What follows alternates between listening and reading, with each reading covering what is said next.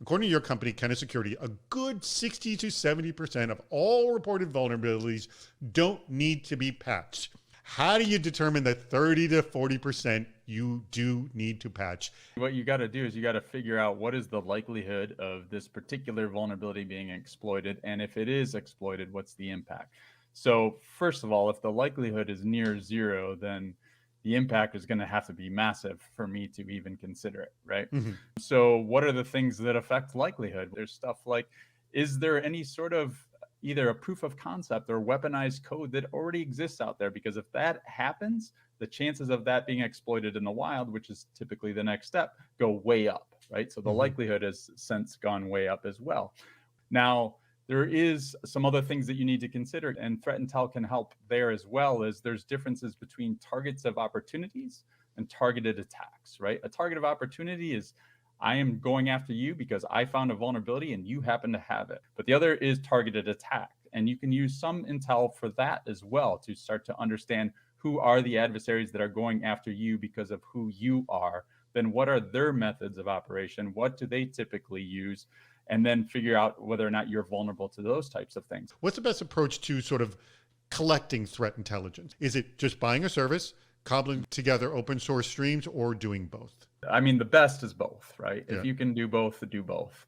Some of it comes out of, how much budget you have, how many people you have, all of these things, they matter. But if you can do both, even more important than all of that is then how do you put a lens or a filter on it as it relates specifically to your business, your environment, your infrastructure, your applications, because that's where it really matters. Otherwise, it's just a lot of information that you don't have time to actually deal with.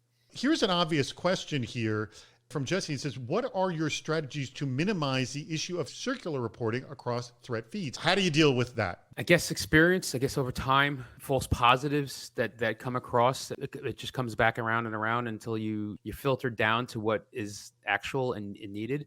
That's the circle I would see. People get fatigue from when they get this information that never goes away or never gets proper action. So I think that's where the circle might happen. To get rid of it is to be on top of the actionable items that you do have to address. I'm a big favor of storytelling in general when it comes to like a board presentation. I think we've had these discussions actually in the past on this show. We're taking all of this threat intel and we're applying it to your environment, and then we're giving you some sort of quantitative view of risk across various environments, but also across various business execs, right? And they all own their share of risk, right? And we've seen actual gamifying in terms of, there's a short window of time where they're all driving to get risk below X level, and there's some friendly competition that goes on with it and that sort of thing. But as soon as you can apply it to, I don't want to even, you don't have to apply it to their personal life. Apply it to their business life. Apply it to the things that they own. They understand what it is that they own in terms of their function of the business, right? So if you can talk about the threats that are directly related to their function of the business, they're smart people. They get it. The biggest thing about threat intelligence, you got to constantly reevaluate yourself. You can't just stay on the same platform for 5 years and expecting that it's going to mature. There's innovation out there.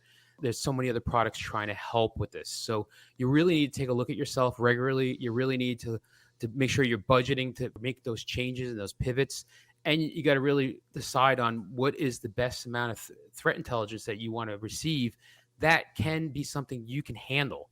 Because another thing that comes up is that you get a lot of data. If it's not contextualized, you don't know what you're chasing after. And then what you do is you can't ignore it.